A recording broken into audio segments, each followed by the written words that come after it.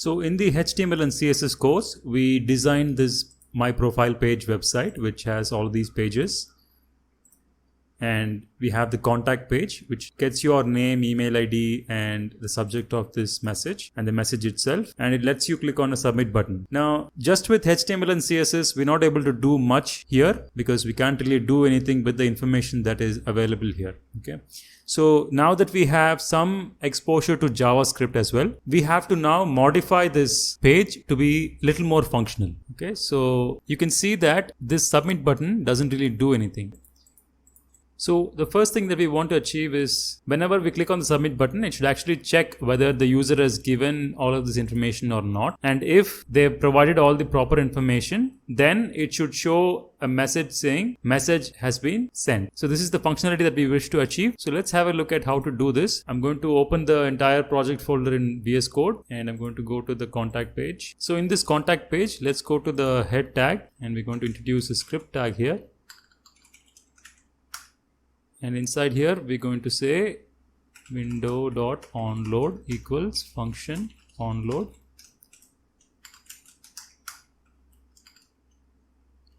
And inside here, we're going to get the submit button of this contact form. So here we have the ID for the submit button. So let's get that document.get element by ID submit button. And we're going to say add event listener, click on submit. So this on submit is a method that we have to define down below.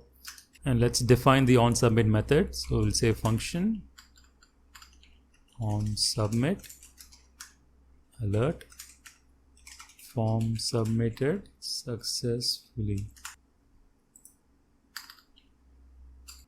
Now let's save this and see what has changed. So now let's refresh this, and when we click on the submit button, it says form submitted successfully. That's good. Now we also need to make sure that that only happens when the user has provided some information here. So now even when we submit the form without providing any information, it's giving you that message. So let's not do that. So for that, what we need to do is in the onSubmit method's definition, we need to code to check whether the information that is provided by the user is valid or not before we arrive at this statement. So here we need to actually call a certain method. Let's say validate fields.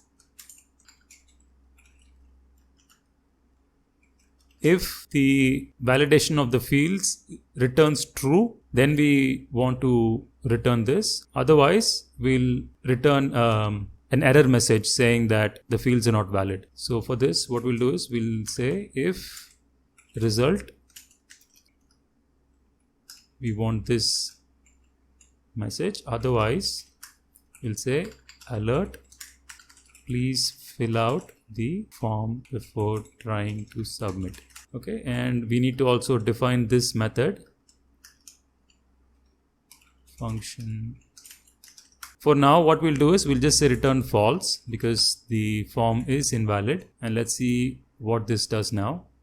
So let's refresh that and click on submit, and it says please fill out the form before trying to submit, which is what we want. Now let's see what happens when you fill out this form and then you try to submit. It still says the same thing. So that's what we need to fix now. So in order to make this work, let's look at the form. So here we can see that each of the information that we're collecting from the user is received in form of these input fields, and each of them has an ID. So now let's get the value of these fields and check whether they're valid or not before we return this value from this method. So I'm going to collect the name from the form. Let's say document.get element by ID name, and I'll say value. So this will basically capture the value of this input field and pass it on to this variable. Similarly, let's also do it for the email. Document.get element by ID email value. And what else do we have? We have the subject and then the text area. So we'll say var subject equals document.get element by ID and that is actually this should be subject,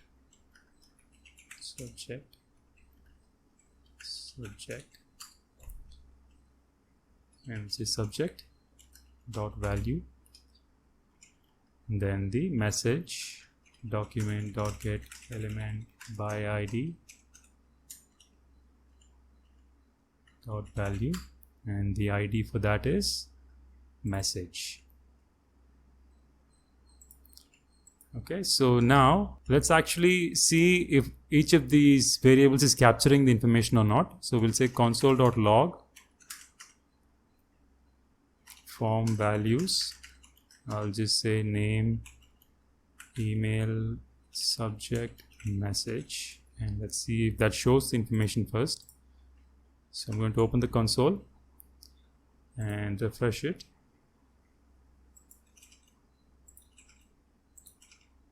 Submit it.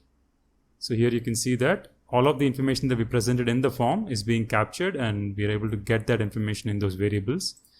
So now let's write an if statement here, which just checks for the presence of each of those variables.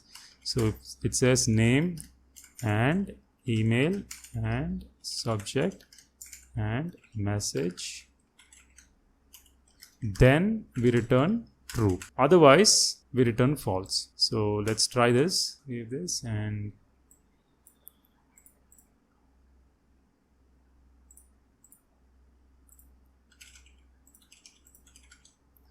so when we submit this, it says form submitted successfully. And now let's say that I remove this and then try to submit. It says please fill out the form before trying to submit. Because in this statement, even if one of these elements is a null value, or rather an empty value, this whole condition will fail and it will skip this statement and go directly to here. And here we've already programmed this to return this message whenever the result is false. So that's what we saw. Now we can also add some additional validation here, because if you see here, when we enter something in which is an invalid email, it is also letting you show the success message. But we know that this email is not valid. So let's try to see if there's a way to fix this. Let's Google for how to validate email in JavaScript. And you can see that there are various resources for this. I'm just going to click on the first resource. And what they have done here is they've given you a certain method to validate email. So let's copy this. Let's see what they've done. So I'm going to just copy this and paste this here. They have a method called validate mail, and then they're getting the email ID here. And here there is an if statement. This is basically known as regex validation. So it's just checking if this string has a certain pattern to it. Now we may have to modify some of this. So I'm going to say email here, and this email will be used here. And here when it is true, we return true. Otherwise we return false. We don't have to actually show this message. Let's save this, and I'm going to copy this, and I'm going to say here var email validation equals validate email, and here I'll pass the email ID. If email validation is true, we return true. Otherwise we'll say alert, please enter a valid email ID, and then we'll say return false. Okay, so this should do the trick. Now let's save this and see what happens. So when we click on an empty form, it'll say please fill out the form before trying to submit. Okay, and now we are going to fill out the form but give an invalid email ID. Let's say submit. It says please enter a valid email ID, and it will also show you please fill out the form before trying to submit. So we may have to modify a little bit of that behavior. So we'll say please fill out the form with valid information before trying to submit. Let's refresh that.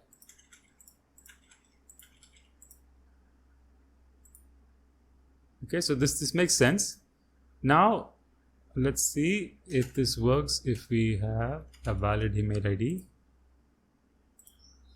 Now it says form submitted successfully. So this is a simple example of how you can use JavaScript to attain a certain simple functionality in your existing HTML and CSS document. Hope this video was helpful. Please make sure to like and share this video, and also subscribe to our channel and press the bell icon for notifications. In case you have any questions, please post them down below in the comment section and I'll be happy to answer them for you. If you wish to support this channel, please consider donating or volunteering. The links are down below. Thanks for watching. I'll see you in the next one.